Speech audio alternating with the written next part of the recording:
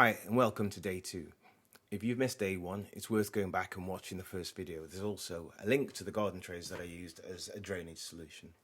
So in this video we'll be witnessing the lads cutting out the fiberglass and laying the new OSB boarding. So they're going to cut the fiberglass out, plus there's chipboard underneath as well, so they're going to be removing that, and then the new boarding will go down on top of that. At the end of the day they're going to finish off with a Kemperol 165 fleece, and they'll tape the joints. Then the rest of the boards are going to be liberally coated with the Kemperol V210M waterproofing liquid. That is a mouthful. This is then left to dry until the next day. Following that, another coat is applied and a waterproof grey coat is added to the first layer. This should all be done when it's dry, not when it's raining, not when there's a frost as well, because obviously it needs to be dry for the chemicals to cure. If this is something that you've done for yourself, then please let me know. If you want to comment on it, it'd be great. So let me know your thoughts. Is this something that you've had to do yourself on a balcony? And if so, what system did you use and was it successful? So without further ado, we're going to roll the intro. Thank you for watching this video.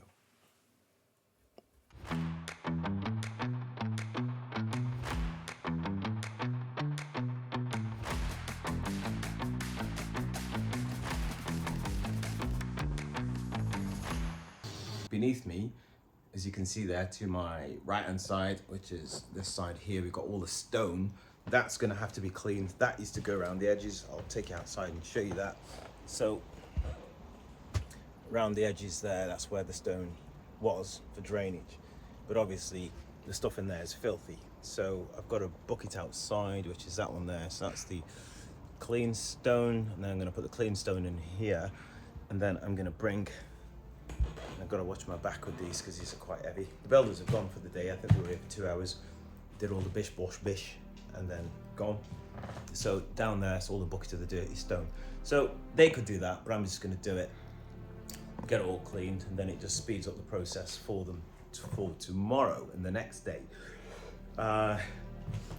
They managed to get the stone out in one piece as well. So let me just see that, don't fall out the phone. There we go. So that's all the stone there.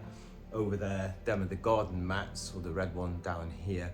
I've done all of the cuts, so they're going to go back out, and everything's going to go together. It's going to work fine. Everything is going to be just fine and dandy for you now.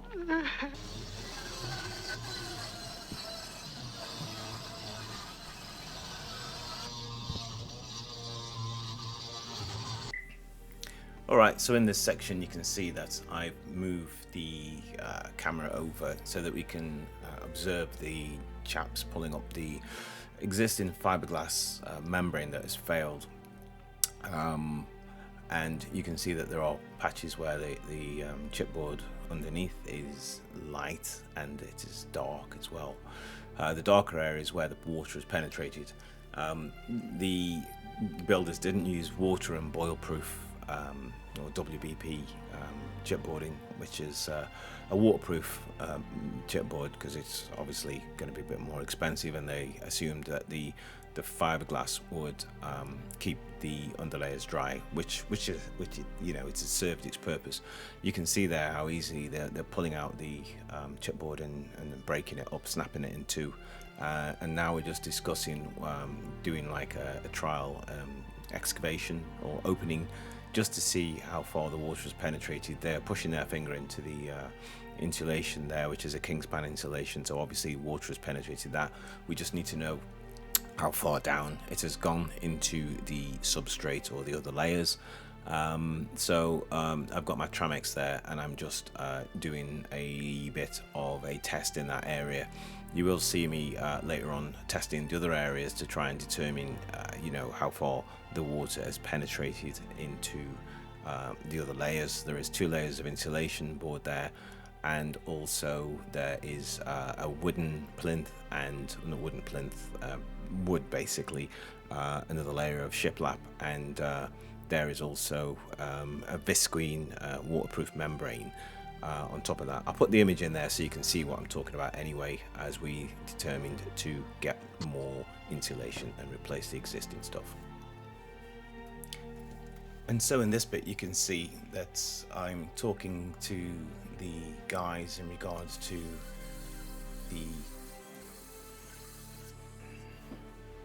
the floor, basically, in that I've got a meter and I'm going around just testing different areas to see where the water has penetrated and if you know, a lot of the insulation needs to be removed.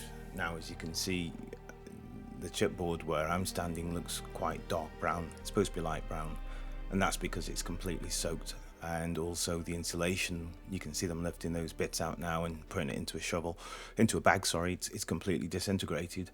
And so it ties in with my initial survey where the water was going in. So some of the insulation needed to be removed, and some of the decking needed to be removed as well. You can see there I'm testing, which is on the right hand side of the balcony, and that area for now is fairly well, not for now, it is dry, so there's no issues with that. It's more to the left where you can see me standing now, where you know, identified that the water had gone all the way through, and the shiplap boarding which is underneath that needed to be replaced as well. So we thought initially, but what we did find was it was okay. It was fairly dry, and so at that stage we decided to start to replace and put in the new boards. So now what you can see is they're going to be putting in the new boarding for this particular section. You can see the chap there is still cutting up the final pieces of plasterboard, sorry, not plasterboard, the fiberglass, and he's now clearing the area. They did half in one day and then half in another day. From the view that we've got here, it might look as though there is a small balcony, but it's a wraparound balcony. So they're doing half one day, putting down the OBS board, and then they're going to come back, put this in place obviously, and seal it, and then the next day they're going to come back and do the other half. So where that board is, you can see where it's standing up against the double doors, that is the halfway point, and that's as far as they are going on this particular day.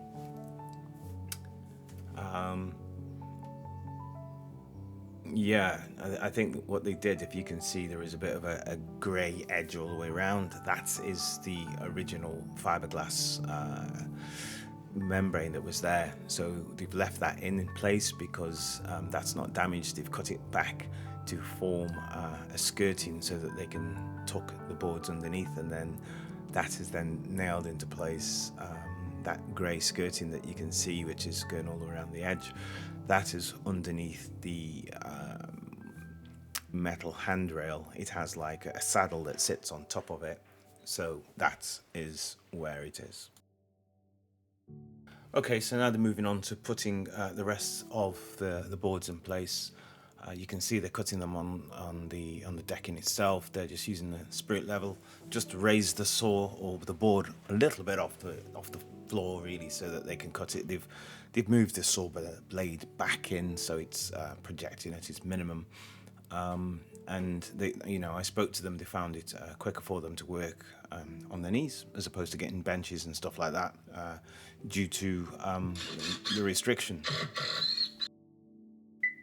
Okay, so at this point now they're starting to screw the boards in place. They're using 70mm self-tapping screws, which go all the way through the boarding through the two layers of insulation, and is going into the shiplap boarding, which is underneath. So it's forming a sandwich, I suppose you could say.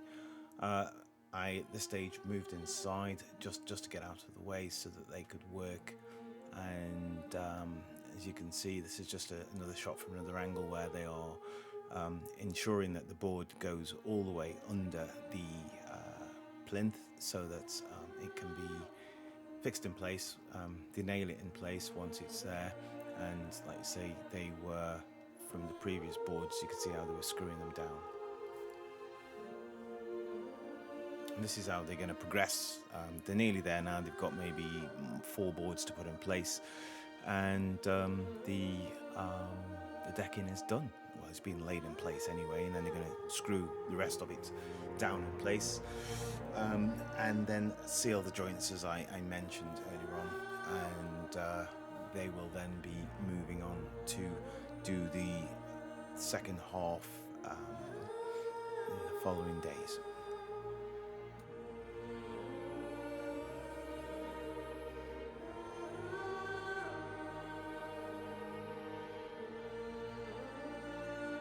Right, as you can see here, they're all working together. I think it's quite gratifying to watch, trades working, and I don't mean this from a slacker's point of view where I'm being disrespectful. I mean, I trained as a carpenter myself and worked in teams doing shop fitting and bridge building, shuttering, things like that. I did the traditional trade apprenticeship. I did sitting girls and the advanced craft as well, and so and I spent my time in the joiner shop, working in the joiner shop, then eventually going out onto site, subcontracting and working in hotels in London and different things, domestic commercial work. But it's just nice to watch the trades working. Sometimes I do wish I was doing that as opposed to other things that I'm doing. Seem to be more in the office nowadays, doing paperwork and looking at spreadsheets, but that's fine as well. So yeah, it is good to see them working together, getting all the boards cut and fixed into place. You've got these chaps here, they're 5-star roofing, right? Absolutely brilliant at what they do. They've done ours, and also they did the neighbours across the block as well, because obviously they had the same membrane in place, same life cycle. And so that needed replacing as well. As you can see there, they're starting they've got little brushes in their hand, so they're sweeping up all of the dust as when they apply the Kemperol liquid, waterproofing liquid. They don't want to have dust in that liquid as well. So even after they've screwed everything in place, they are cleaning up after themselves.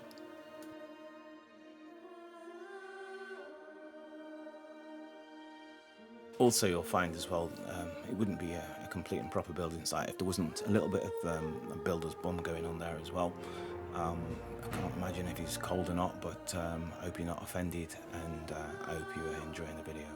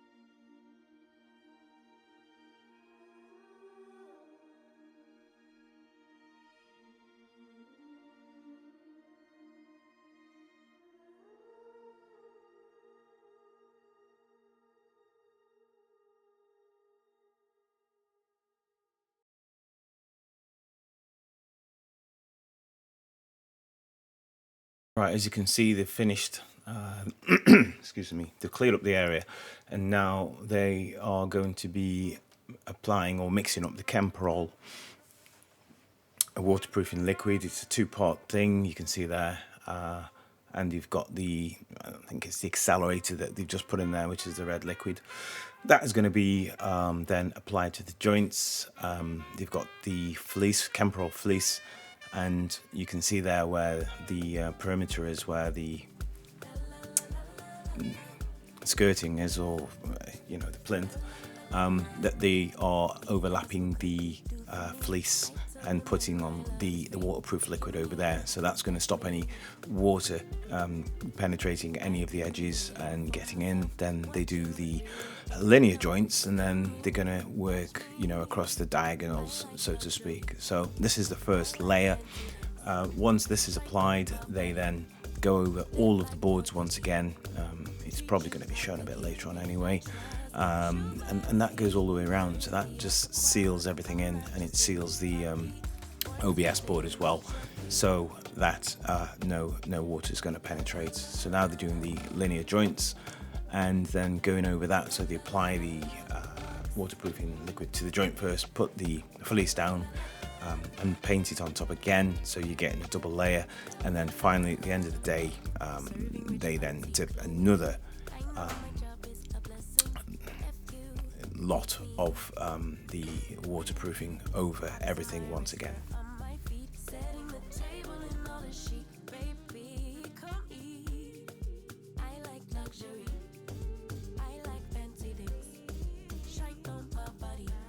So we're coming to the end now. As you can see, they are. There we go.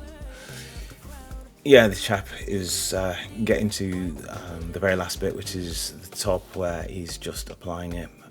This is just a shot to show where the drain is on the right hand side. As you look at the balcony, and you can see that he's applying the fleece, and obviously it went out into where the drain was, and this is looking at it from a different angle again, as he's working his way along underneath where the window was. On this side there was a little bit of water penetration. It was more so on the left hand side, but obviously the membrane was it's all the same age basically. Obviously the speed that he's working at is not the actual speed that he's working at. People don't work that fast. It's been speeded up 800 times, not that you need to know that. I suppose you could think he's working really slow, but he's not. He's getting through everything and applying the tape as much as possible. You may think that this bit is being repeated. I think it has. It's just a shot showing just different things, and it's showing there that he's actually going over the whole of the board now, as opposed to just going where the joint is. So he's working his way backwards and showing that you need to be covering, all of the board itself. So if you do have anyone doing it for you, just ensure that they're covering all of the board, not just doing the joints and then leaving it and then coming back and then putting the final covering on the next day. So he's getting towards the end now. He's doing around the edge, which he's left a bit of a plinth so that he can seal that as well. And he's just got the last bit. So this is the halfway mark in regards to they've only done half at a time. This was done sort of late August, so they weren't sure if the weather was going to hold, and so they didn't want to risk taking up too much and leaving it overnight and then having to wait until it dried out before they could then continue with the other layer on the other side. They just mixed up a little bit more there just to finish off that bit. You could see them mixing it in the tub again, and it is very, very, very, very sticky stuff. I got some on myself. You have to leave it to the professionals, keep out of the way, but it is a very, very good and hard finish. They just up to the last bits. I'm not going to talk my way through all of this. The rolls that they've got there, they've just used a larger roll and they've cut strips from that, so it's not, if you do go and try and do this yourself, and you can do, I know people that have tried to do it themselves or want to, the little rolls that he's using there to tape the joints is what he's cut from a larger roll. So it makes sense really, because the manufacturers wouldn't be making smaller rolls and then making larger rolls as well. You can just buy a large roll and sacrifice that and cut that up. So yes, as you can see, we're getting close to the end, and stay tuned. Come back tomorrow for this third part of this video. Thank you for watching.